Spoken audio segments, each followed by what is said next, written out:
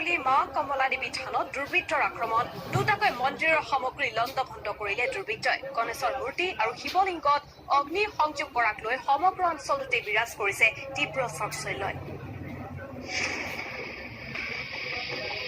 হোজাইছিলাৰ ডবকাৰ মন্দিৰত দুৰ্বৃত্তৰ আক্ৰমণ লণ্ডভণ্ড দুটাকৈ মন্দিৰৰ সামগ্ৰী অগ্নি সংযোগ কৰা হল গণেশৰ মূৰ্তি আৰু শিৱলিংগত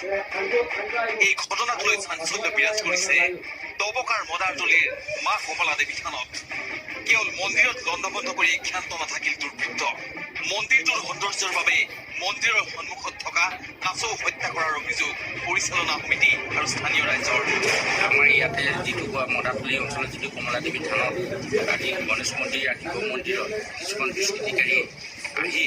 তেওঁ শিৱ মন্দিৰ আৰু গণেশ মন্দিৰ মানে জুই জ্বলাই হেৰি কৰে আৰু কিছুমান কাছৰ ব্যৱস্থা কৰা আছে কাছ হত্যা কৰিছে মদাৰতলীৰ এই মা কমলা দেৱী থানতে আছে ভূপেন হাজৰিকা মুকলি মঞ্চ কিছুদিন পূৰ্বে মন্দিৰত মাঘী পূৰ্ণিমা উপলক্ষে আয়োজন কৰা এক মহোৎসৱৰ অচিলালৈ মুকলিকৈ জোৱাৰ আড্ডা চলাইছিল এটা দুষ্ট চক্ৰই জোৱাত ভাগ লৈছিল কণ কণ শিশুসকলেও